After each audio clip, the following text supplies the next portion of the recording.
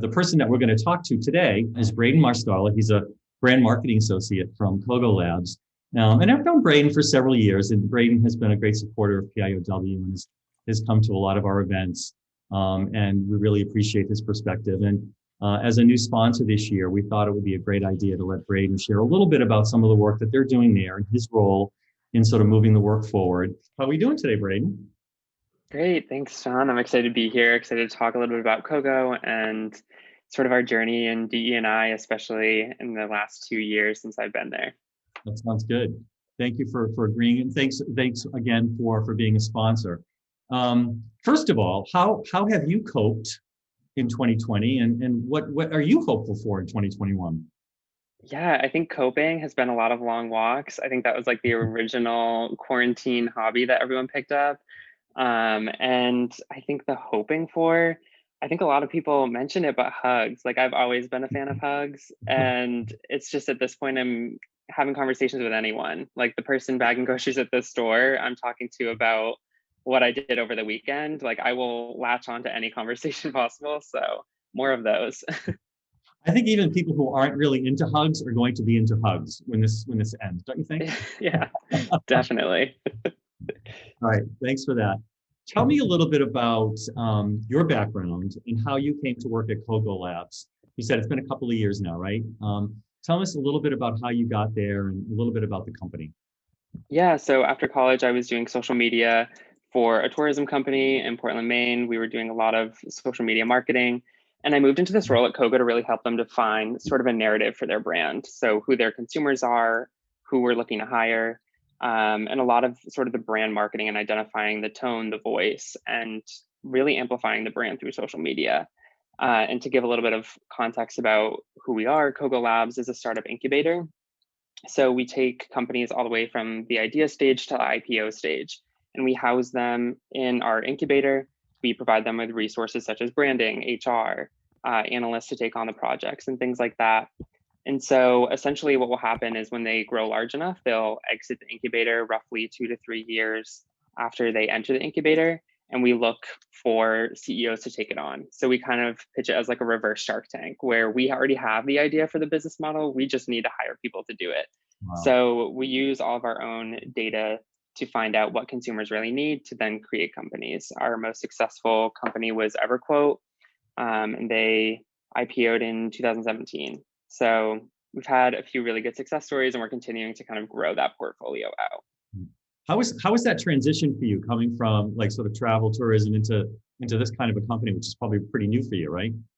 Definitely. I think it's all about like the storytelling for us, and that's been the biggest emphasis, is just highlighting employee stories, talking about what we do day in and out, the different departments and things like that. So really highlighting the stories and telling those through social. Okay. And so so after you started, obviously Cogo Labs had an interest in focusing on diversity and inclusion. What was sort of going on at the time that sort of made the organization really want to focus on this? And then, sort of how did you get tapped to do what you do in the D&I space? How did you get involved in that? Yeah, so we had a female CEO, and when we had a male CEO step in, he was really passionate about DE&I, but didn't feel like he kind of had the fit to really amplify his own voice to talk about things as a straight white male. And so he was really looking to leverage, how can we get folks at sort of like a grassroots campaign to really look into our blind spots, see where there's a disconnect between what we're like practicing and what we're actually putting out there. And so I came up with this proposal to essentially have the leaders of our ERGs and then a few people from our leadership team, including our CEO, sit on a council. We meet twice a month, and to just really have those difficult conversations, look into policy and different things like that. So we really dug into, we had an analyst look into our retention, our promotion, and our recruiting funnel to see in all that data, is there any disconnect? Are there blind spots that we've been missing? So really parsing through data to get a better look of the scope. Okay. When you say that, you were looking at the data and you were trying to see where blind spots might exist or, challenging areas, what did you find? Was there anything that surprised you? What kinds of things did you come up with that you said, hey, we really need to address some of these things? Yeah, I think the biggest thing, and I think a lot of companies, not just proprietary to tech companies, struggle with this, is looking at intersectionality. So I think it's really easy to say we have a lot of white people in the room, but then what are the other layers to these identities that we might not be highlighting? So now when everyone applies, there's a voluntary questionnaire as part of the application process where you can identify if you are LGBTQ plus, you can identify your religion, your race, and it's all on there. That way we know how can we best support those folks when they do get here? Are we giving adequate amount of money and resources to our ERGs when they arrive, if that makes sense? Right. Did you find that people felt comfortable answering those questions? I know some people I know in my organization back in the day might not have felt comfortable selecting those. Is there something about the culture or the environment that make folks feel comfortable answering some of those questions? Yeah, definitely. I think the biggest thing was just knowing that it's going to contribute to folks who are coming on in the future. We actually did a lot of interviews with past employees to do focus groups and see what were things that they felt were missing while they were at Kogo. And so we really used that information. And surprisingly, folks were so willing to take their time voluntarily to talk about their experiences. And so we used a lot of that information to leverage both the qualitative and the quantitative data that we pulled to see how can we enhance this experience and make it more inclusive and equitable for folks. Okay, sounds good. Well, and then you really sort of took the lead in developing the DE&I Council, and you mentioned that it was two folks that you rotate, and then there's the CEO as well as your ERG leaders. Can you tell me a little bit about what was your charter? What was when you were pulling that together? What really was the charter of that group? Yeah, so I think the biggest thing was to get diverse voices, and not just when we're looking at diversity through your identity, but also through your role. So we have someone represented from our engineering, our analytics departments. So there are multiple voices that are there, but then it also allows for, we have two ERGs, Spectra, which is our LGBTQ plus ERG for everyone under the spectrum. And so then there's also Kogo Woko, which is our women's collective ERG. And so it was really to have representation across the board so that they could have a seat at the table to say, well, we need funding for this event, or we want to collaborate in this way. But then there were two rotating members that would rotate essentially every 6 months that would sit on the council to just provide different perspectives and have that seat at the table. Because I think when you look at our executive teams, the seats are so cemented that it's hard for people to get a seat at that executive level table. So the seats are constantly rotating on the DEI Council table. Okay, that sounds good. Were there any challenges that you faced when you were trying to build this out, or any resistance from any part of the organization that you had to deal with? Yeah, I think the biggest thing is there's clearly an altruistic case for having a DEI council. It's really selling your executive team on sort of this business case. Um, Employees who feel like a greater sense of belonging are going to be more productive at the end of the day.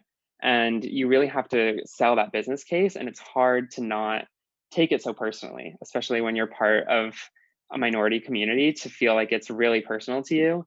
But at the end of the day, it is a business and you have to sell it from both the altruistic and the business case. So I think it was really teeing it up for our executive team that this is going to help the business as a whole. And I think that's the biggest thing when leveraging any initiative like this, is coming at it from both angles. This is going to make people happier. It's going to make them more productive, feel more included. They'll stay longer. You won't have to hire out. You're going to save money. It's a win-win for everyone. And so I think really selling that is so important. That's great. Did you have any sort of short-term wins that you were able to sort of prop up and showcase the organization? Hey, this is really working. We're doing the right thing. Anything that really sort of happened relatively quickly that you could sort of say, hey, we're really moving in the right direction.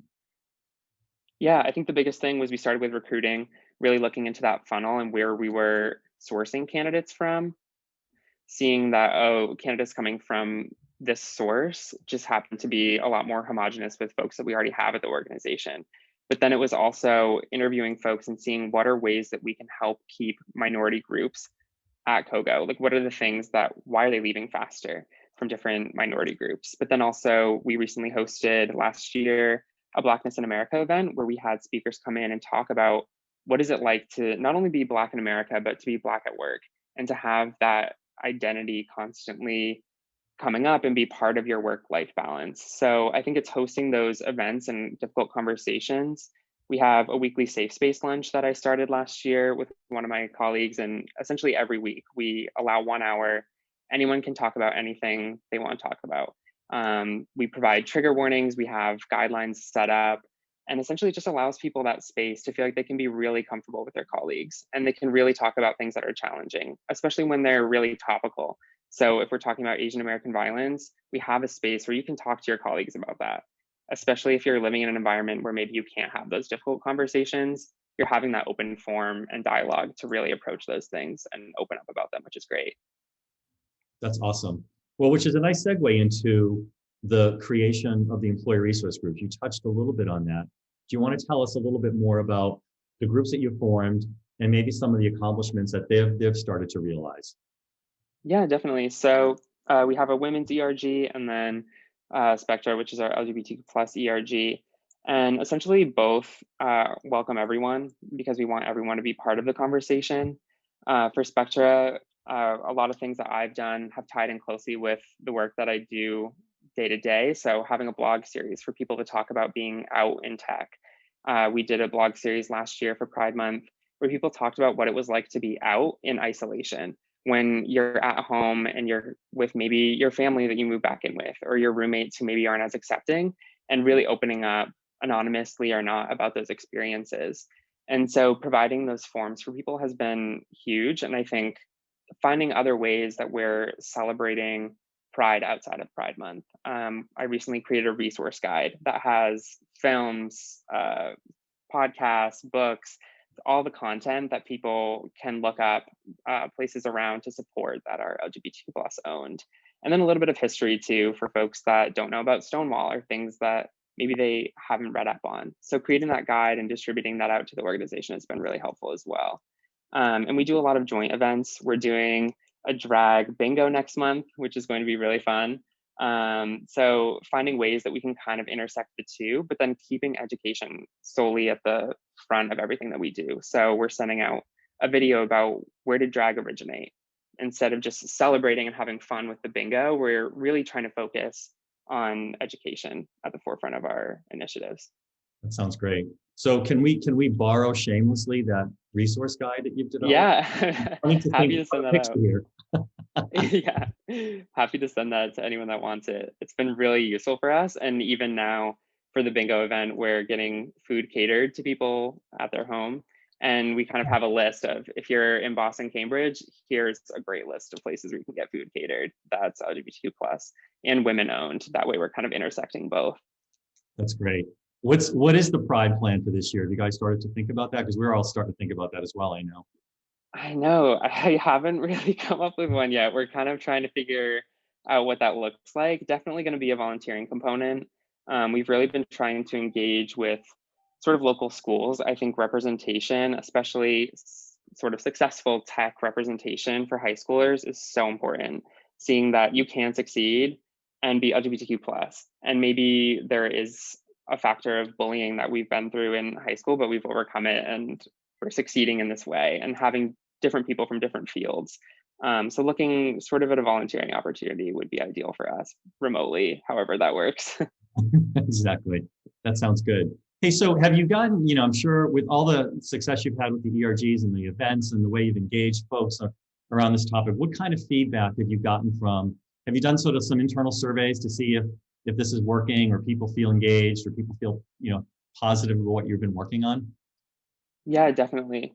We've heard, I think the most, that intersectionality has been the biggest theme, is that people want to feel like they can come to work, and when it's Easter Sunday, they can feel comfortable talking about the fact that they don't celebrate Easter because religion plays a role, or they can talk about how their partner is the same sex as them. Like, they can have these conversations that intersect with one another. So we've heard that just opening up that forum and allowing people to really feel comfortable has been the biggest thing. And they feel like it's really a barrier at other organizations that has been hard to overcome. And I think it's one that, especially for LGBTQ plus people, it's constantly having to sort of come out to your colleagues is so exhausting. And that happens through all identities too. And so I think it's really allowing people, you never have to feel like you have to come out for any of your identities, but we have that sort of safe space for if you want to, or if that's something that's been weighing on you. So I think it's just creating that space and that forum for people. That's great, Braden. Let's do couple more questions. One of them is around, I know it was tough towards the end of last year. You guys did have some downsizing, and I know a lot of companies have been dealing with that, especially this past year. How did you sort of manage that and continue some of the work that you were doing? And what was sort of the dynamic in the organization at the time? Because it was a significant number for you guys as a small company.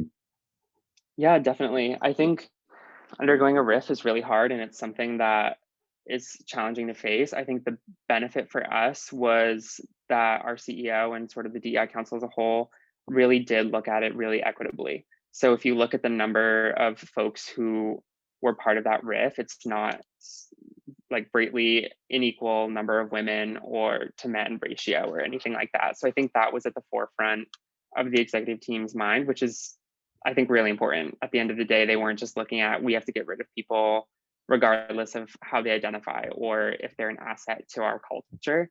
I think you definitely lose some culture adds in that process, which is really challenging. So I think it's been having that conversation again. Our safe space went from once a week to twice a week, and folks were willing to take 2 hours out of their week. Maybe that's when you eat your lunch, but you also cope with the fact that your best friend doesn't work here anymore, or you cope with the fact that you're having that survivor's guilt. Like, why am I here versus this person who has a family? So I think it's really having really open and honest conversations with one another that maybe aren't even in your department, and that's okay. So we've just been increasing the amount of sort of transparency and conversations. I think right now it's really hard to have, I mean, it always is, but a riff when you're Yeah. sort of alone and you have to deal with those emotions on your own. Right, absolutely. Thanks for sharing that. And then lastly, I would ask, you sort of, came into this role, you were coming in as a brand person, and all of a sudden now you've started to shift into this sort of D&I space and this work around inclusion. How does that feel for you? And is this sort of the career path that you see yourself going on now? Yeah, definitely. I think I want to keep marketing at the forefront, but I think the way that I think about marketing is so much different now. Who are we having featured? What voices are speaking? And how can we create content that really keeps DE&I at the emphasis of marketing? I don't think there are enough people in the field that think fully about the way that seeing representation impacts people. So I think keeping that at the forefront of what I do is really important going forward. That sounds great. It makes sense. Well, Braden, thank you very much. I really enjoyed the conversation. Thanks for the great work that you're doing at Cogo Labs. Clearly, you're making a significant impact and doing some really good work. So we appreciate the partnership and look forward to hearing more from you as time goes on.